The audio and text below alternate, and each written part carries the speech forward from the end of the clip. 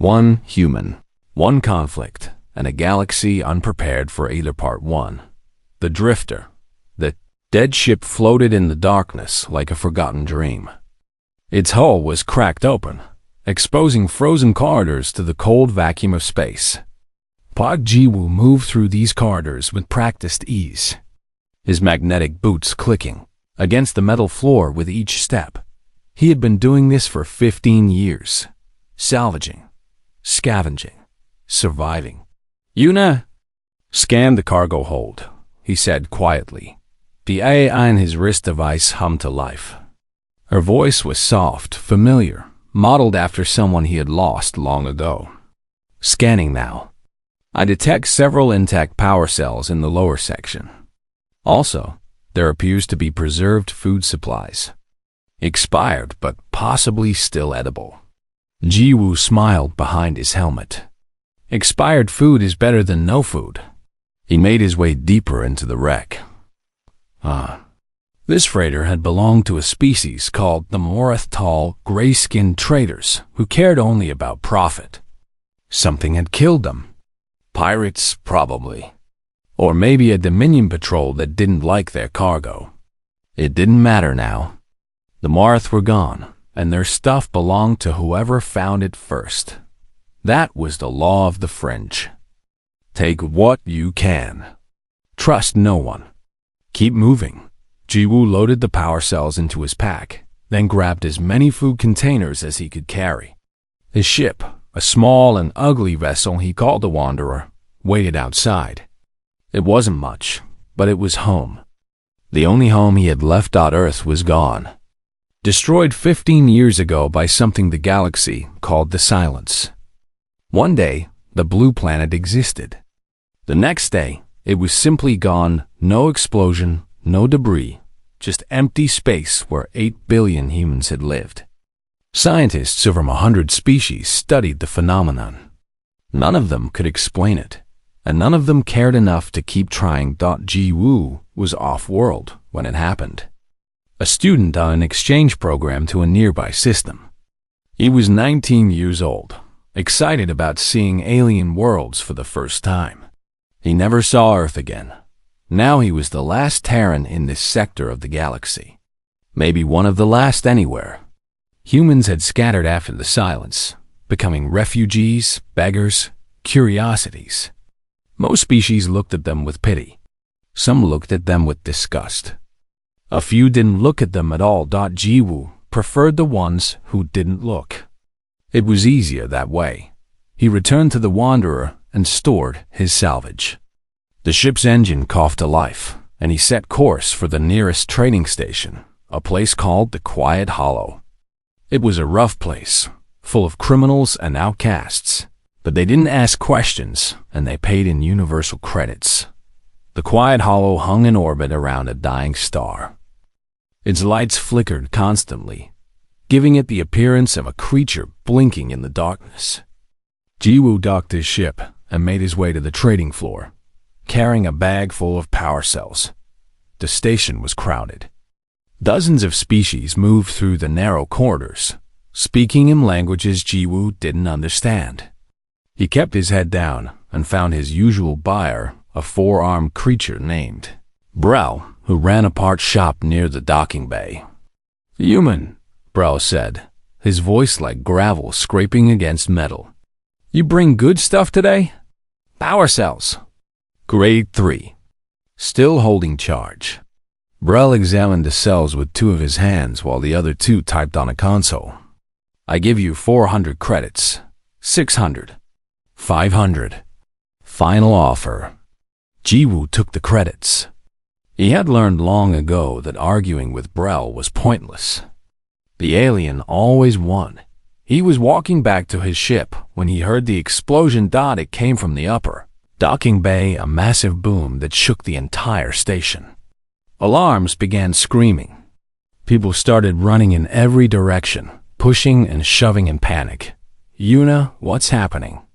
"A ship has crashed into docking bay 7. It appears to be a diplomatic vessel. I'm detecting weapons fire."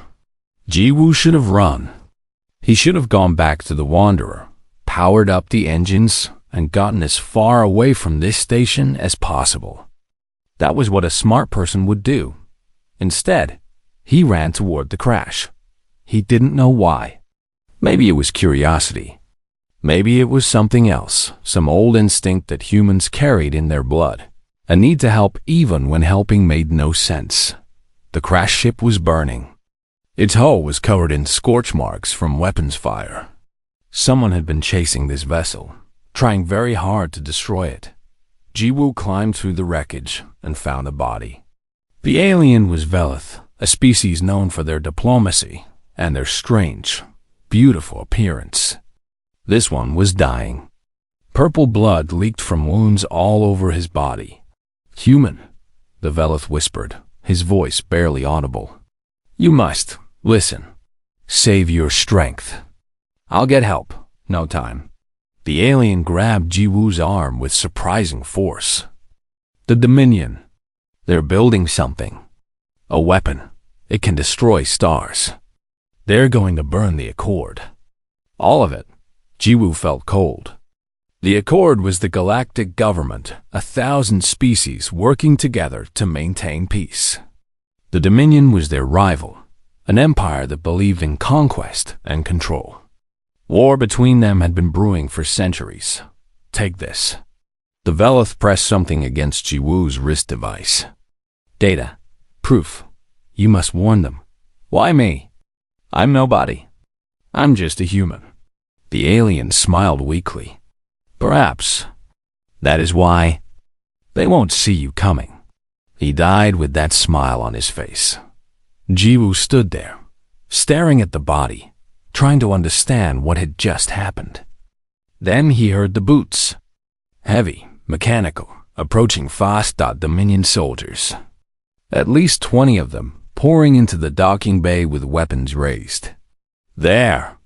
One of them shouted, pointing at Jiwoo. "The human! He has the data." Jiwoo ran. He ran faster than he had ever run in his life, dodging through corridors, knocking people aside, ignoring the shouts and screams behind him. The Wanderer was waiting. He jumped through the airlock, slammed the door shut, and threw himself into the pilot's seat. "Yuna, get us out of here." Calculating hyperspace jump. Warning. Dominion vessels are locking weapons. "I don't care. Jump now."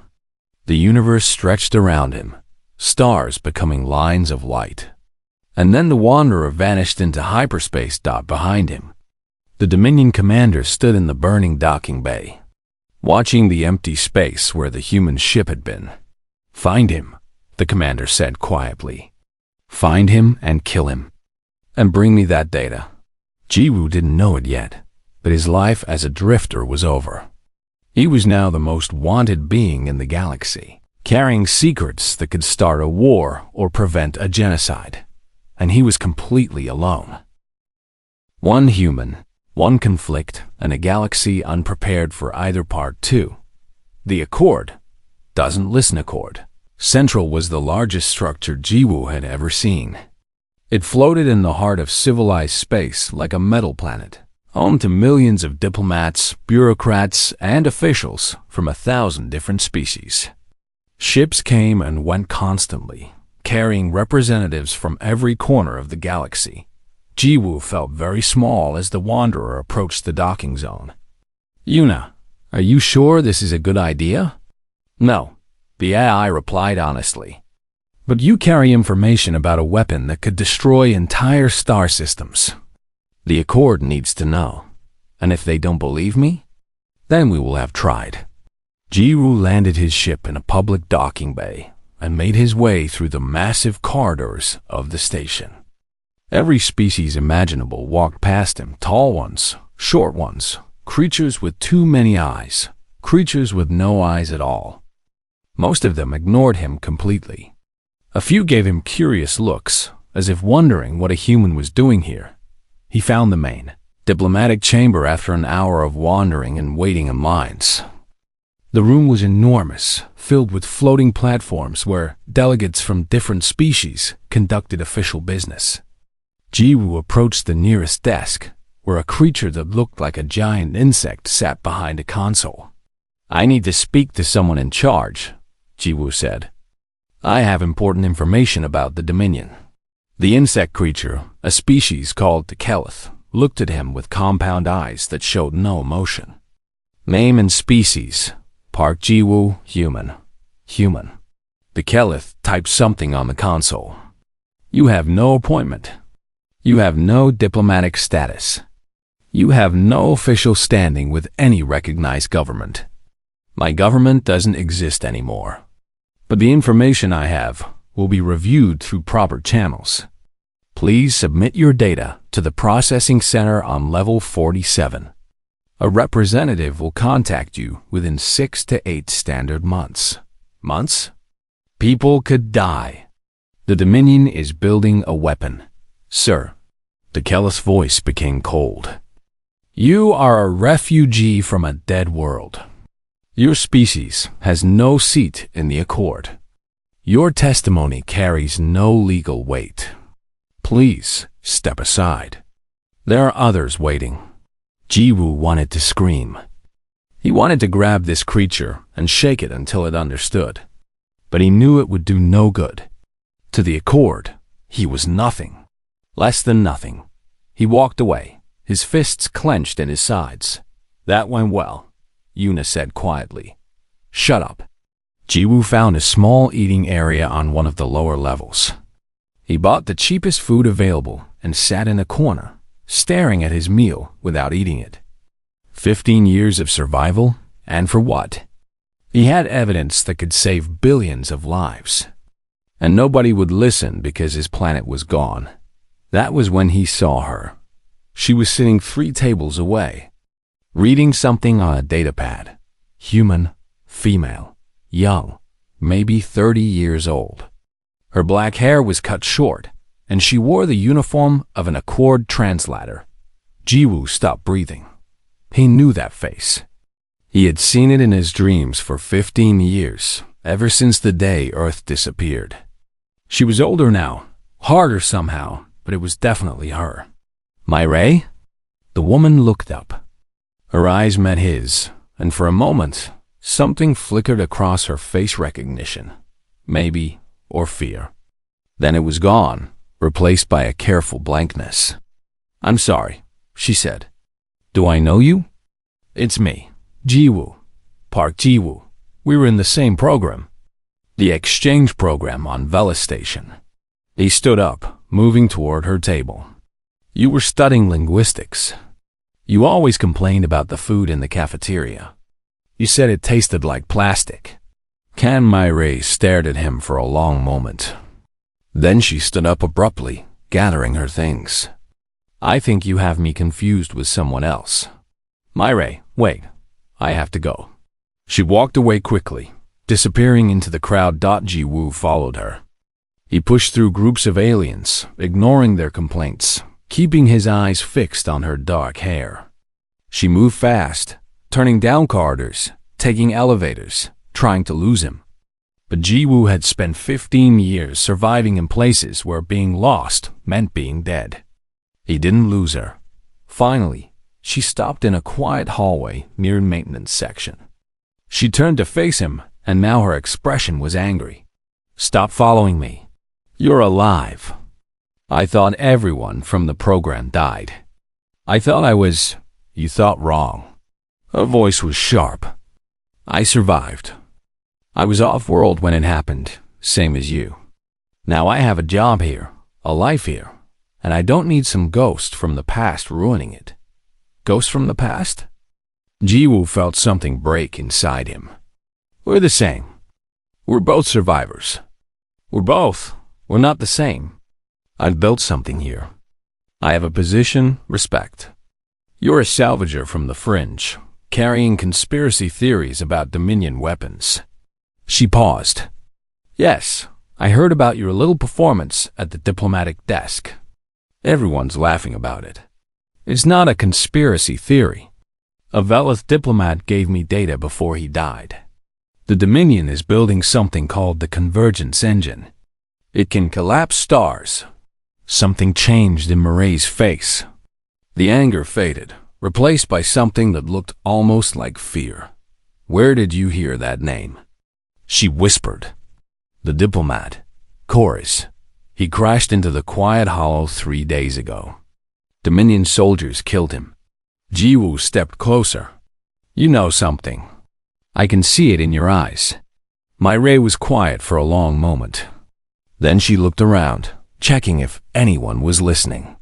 "Not here," she said finally. "Come to my quarters tonight. Level 12, Section C, Room 447. Don't let anyone see you." She walked away without another word. That night, Jiwoo knocked on her door.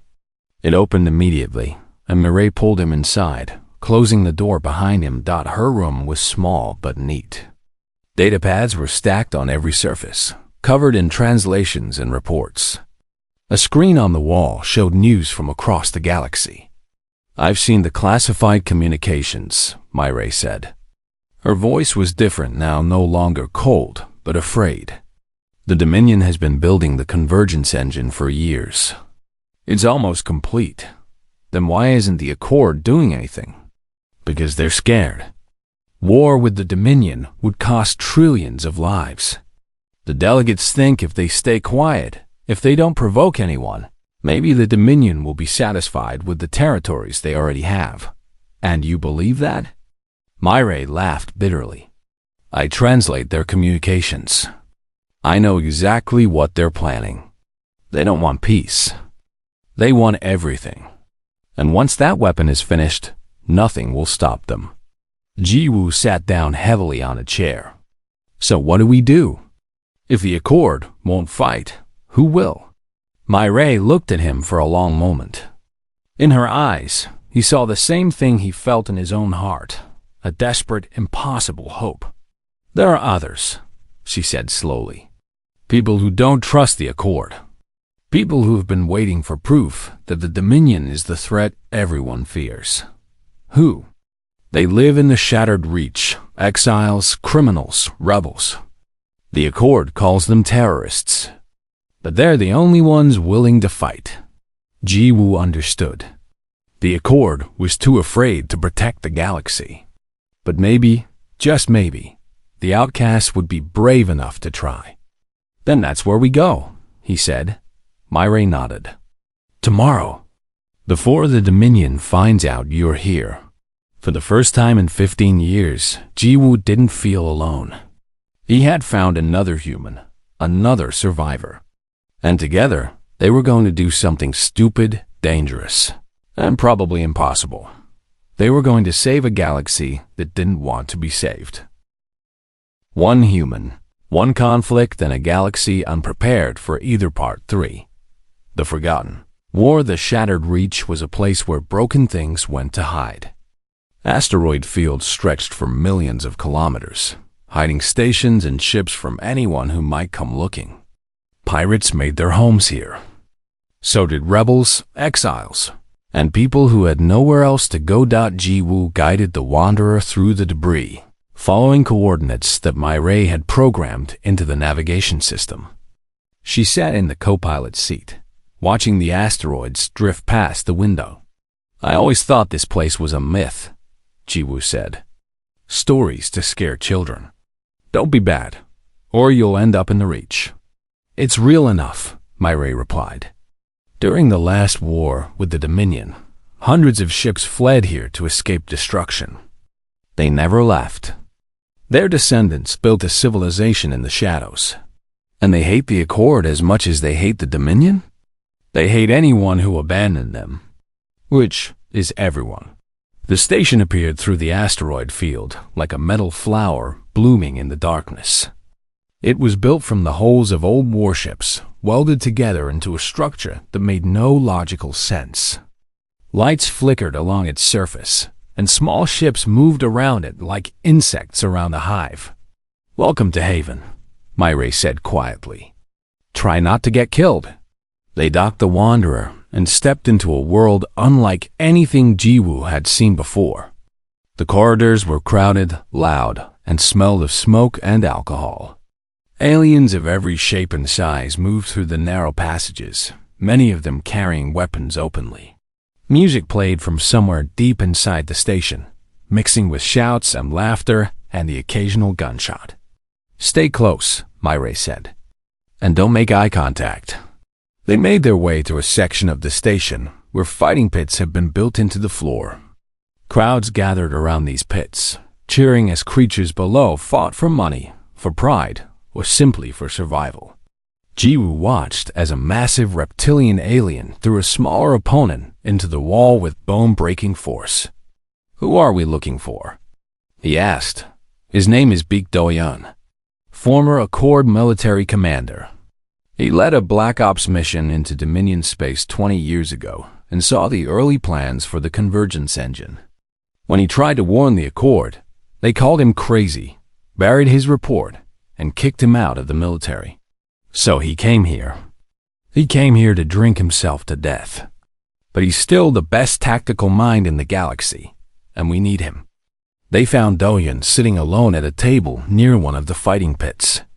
He was older than Jiwoo expected, maybe 60, with gray hair and a scar that ran down the left side of his face. A bottle sat in front of him, half empty. His eyes were fixed on the fight below, but he didn't seem to be really watching it. Myra sat down across from him. "Commander Do-yeon, not a commander anymore." His voice was rough, tired. "Just a drunk old man waiting to die. What do you want?" "The Dominion is finishing the convergence engine. They're going to use it to destroy anyone who opposes them." Do-yeon laughed. It was not a pleasant sound. "I tried to warn everyone about that weapon 20 years ago. Nobody listened then. Nobody will listen now." "We're listening," Jiwoo said. "And we're going to stop them." For the first time, Do-yeon looked directly at him. His eyes were sharp despite the alcohol, examining Jiwoo like a scientist studying an interesting insect. "Human?" he said. "I've met your kind before. Stubborn. Stupid. You never know when to quit. Maybe that's a good thing. Maybe." Do-yeon took another drink from his bottle. "Let me guess. You want me to help you build an army from the garbage of the galaxy. You want to unite pirates and criminals and exiles against the greatest military force in existence. You want to do what the entire Accord is too afraid to do. Yes, you're insane. Probably. Will you help us?" Do-yeon was quiet for a long moment. Then he pushed the bottle aside. "The factions here will never follow 2 humans and a disgraced drunk. There's only one person in the Reach with enough power to unite them." "Who?" "They call her the Hollow King. Nobody knows her real name. Nobody has seen her face. She rules this place from the shadows, and nothing happens without her permission." "How do we meet her?" Myra asked. "You don't. She meets you. But first, you have to prove you're worthy of her attention." Do-yeon pointed at the fighting pit below. "You have to survive the crucible." Jiwoo looked down at the pit. 2 aliens were fighting with weapons that sparked with electricity. One of them fell, twitching, and the crowd roared with approval. "I'm not a fighter," Jiwoo said. "Then you'll die." Do-yeon shrugged. "But that's the only way. The Hollow King doesn't speak to cowards." Jiwoo turned to Myra. She looked scared, but she also looked determined. She gave him a small nod. "Fine," Jiwoo said. "Sign me up." The next day, Jiwoo stood in the crucible pit, wearing light armor and holding a weapon he barely knew how to use. The crowd above screamed for blood. His opponent was a creature called a Varn 7 feet tall, covered in scales, with arms that ended in razor-sharp claws. "1 cycle," Yuna's voice whispered in his ear. "You must survive for 1 cycle. Approximately 15 minutes. 15 minutes. That's not so bad. Against a Varn trained in combat since birth? It is very bad." The signal sounded and the Varn charged. Jiwoo dodged barely. The creature's claws ripped through the air where his head had been a moment before. He swung his weapon, a short metal rod that could generate electric shocks, but the Varn blocked it easily and kicked him in the chest. Jiwoo flew backward, hitting the wall hard. Pain exploded through his body. The crowd cheered. "Get up," Yuna said. "Get up now." He got up. The Varn was already coming again, faster this time. Jiwoo ran, not toward his opponent but away, circling the edge of the pit. The crowd booed. They wanted action, violence, death. Jiwoo gave them none of those things.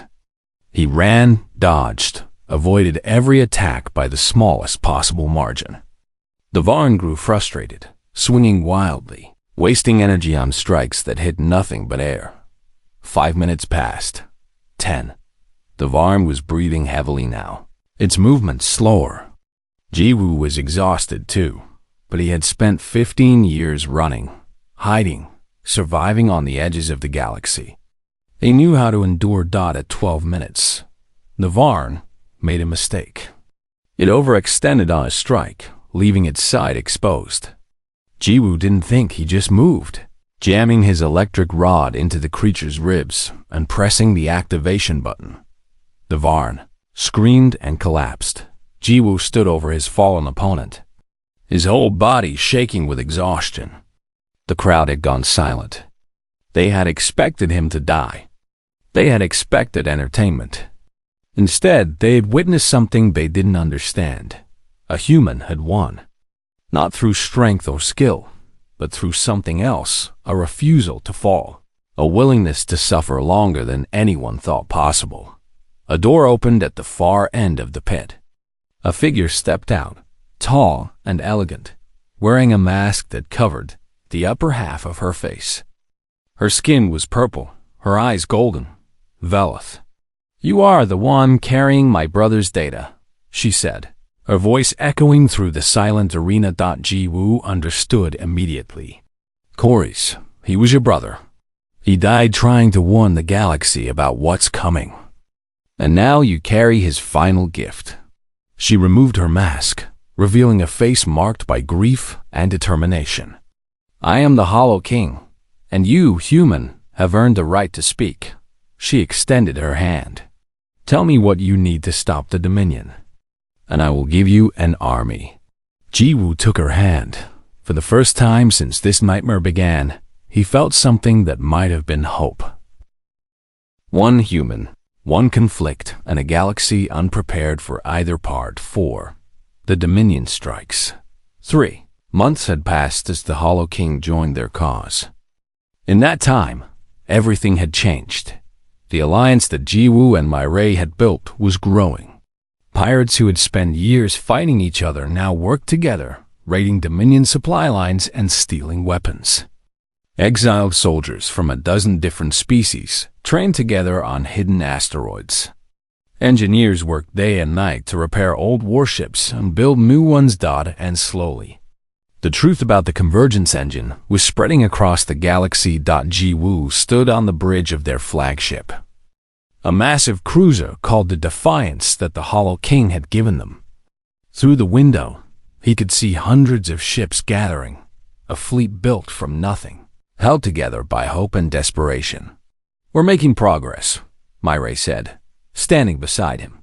3 more species withdrew from accord neutrality yesterday. They're sending ships to join us. It's not enough. Jiwoo's voice was tired. 3 months of fighting, planning, and barely sleeping had taken their toll. The Dominion has thousands of warships. We have maybe 200, quality over quantity. Tell that to the Dominion when they outnumber us 10 to 1. Dahyun walked onto the bridge, carrying a data pad. His eyes were clear now. He hadn't touched alcohol since the day he agreed to help them. The old commander had come back to life, and his tactical genius was the only reason they had survived this long. "Bad news," Dahyun said. "Our scouts just reported in. The convergence engine is fully operational. The Dominion is preparing to demonstrate its power." "Demonstrate how?" Mireille asked. "By destroying the world." Dahyun pulled up an image on the main screen. It showed a beautiful blue planet covered in oceans and forests. Velis Prime, 12 billion inhabitants. The Dominion has given them an ultimatum: surrender completely or be destroyed. Jiwoo felt sick. That's genocide. That's the point. The Dominion wants the entire galaxy to see what happens to anyone who resists. After Velis Prime burns, every other world will surrender without a fight. The bridge fell silent. Everyone understood what this meant. If the Dominion succeeded, the war was over before it truly began. No one would dare oppose an empire that could destroy stars. How long do we have? Jiwoo asked. 48 hours. Then, we have 48 hours to stop them. An emergency meeting was called in the main conference room. The Hollow King attended, along with the leaders of every faction in their alliance. Dozens of aliens filled the room, representing species that had been enemies for generations. Now they sat together, united by a common fear. The engine is located in the Dominion core system, Do-hyun explained, showing tactical displays on the walls. It's protected by the largest fleet they've ever assembled. Getting close is almost impossible. Almost? The Hollow King asked. There's a weakness. The engine requires a stabilization core to function. After it fires, this core needs hours to recharge before it can fire again. If we can strike during that window, during the recharge period, we might be able to destroy the engine before it can be used again. So we wait for them to destroy Velis Prime, then attack? One of the faction leaders said with disgust. 12 billion people die, so we have a chance. Unless someone has a better idea. The room erupted in arguments. Leaders shouted at each other, old hatreds resurfacing in the face of an impossible situation. Jiwoo watched them fight, feeling the last scraps of hope slipping away. Then his communicator beeped. Jiwoo, Yuna's voice said in his ear. I'm detecting a distress signal. Origin point. A Dominion prison transport currently passing through the outer rim of our sector. A prison transport? Why is that important? The signal is using an old Terran emergency code. Someone on that ship is human. Jiwoo's heart stopped. Another human. Alive. Trapped on a Dominion ship. He didn't hesitate. Within an hour, he was aboard the Wanderer with a small strike team, racing toward the prison transport. They intercepted it at the edge of an asteroid field, disabled its engines with precision strikes, and boarded through a breach in the hull. The transport was full of prisoners from a dozen different species. Jiwoo moved through the cells, searching until he found her. She was sitting against the wall of her cell, thin and pale, with dark circles under her eyes. But when she looked up at him, her gaze was sharp and intelligent. You're human, she said. It wasn't a question. Park Jiwoo, we're getting you out of here. Yeo Sujin. She stood slowly, her legs unsteady. I'm an engineer. The Dominion captured me 2 years ago. They've been forcing me to work on their weapon. The convergence engine? Yes. Sujin's voice was bitter. I helped them build the thing that's going to destroy worlds. They said if I refused, they would kill everyone I cared about. There was no one left to kill, but I was too afraid to die. Jiwoo opened her cell. Come with me? We need everything you know about that weapon. Back on the Defiance, Sujin shared everything she had learned during her captivity. She drew diagrams, explained technical details, and answered every question the Alliance leaders asked. By the end, the mood in the room had shifted. Despair had been replaced by something else. The stabilization core is the key, Sujin said.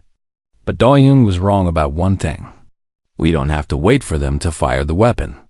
If we can reach the core before the demonstration, we can overload it from the inside.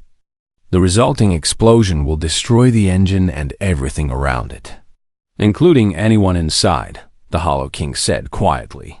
Yes, it's a one-way trip. Silence fell over the room. Everyone understood what this meant.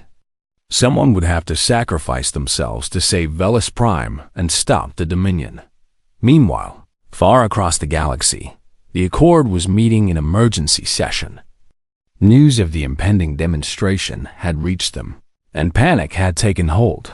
Warlord Thane, Supreme Commander of the Dominion, appeared on their screens via hologram. He was massive, armored, and completely calm. "You have seen our power," Thane said. "Tomorrow, you will see it in full. Velis Prime will become a warning to any who consider resistance. But I am merciful. I offer you a choice." "What choice?" asked Delegate Rin, the insectoid official who had dismissed Jiwoo months ago. "Give me the humans. All of them. The Salvager, the Translator, any others hiding in your territories. Humanity is a contamination, a species that brings chaos wherever it goes. Their extinction will bring peace." The delegates whispered among themselves. Fear filled the chamber. Some of them were actually considering it. "You want us to commit genocide?" another delegate asked. "I want you to remove an infection. The humans are few, scattered, meaningless. Their sacrifice will save trillions. Is that not worth the price?" The vote was held. By a narrow margin, a very narrow margin. Accord refused to hand over the humans, but they also refused to fight. Jiwoo received the news on the bridge of the Defiance. The Accord had chosen to do nothing. They would not help the Dominion, but they would not stop them either. "Cowards," Doyen said with contempt. "They'll watch 12 billion people die and pretend their hands are clean."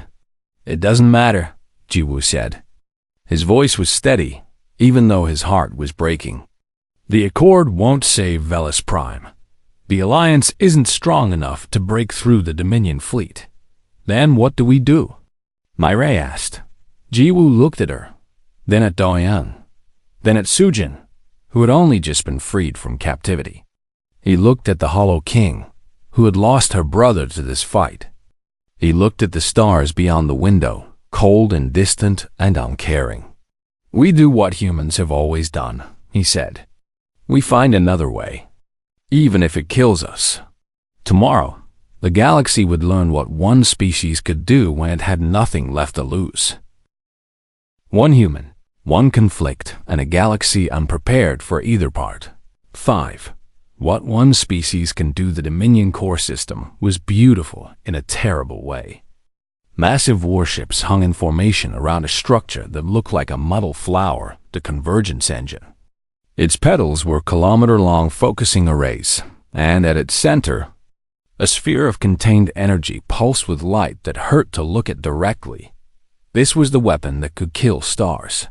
Jiwoo watched it through the cockpit window of a stolen Dominion shuttle, his hands steady on the controls. Sujin sat beside him, her face pale but determined. Behind them, hidden in cargo containers, were enough explosives to level a small moon.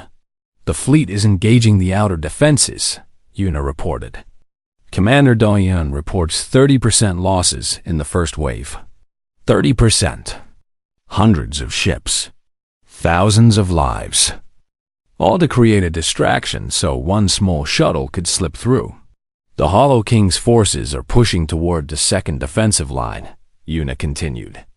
"She reports heavy resistance but is holding position." "Tell them to keep fighting," Jiwoo said. "We're almost there." The plan was simple but insane. While the Alliance fleet attacked the Dominion head-on, Jiwoo and Sujin would fly into the engine itself, plant charges on the stabilization core, and trigger an overload that would destroy the entire weapon. It was a suicide mission. Everyone knew it.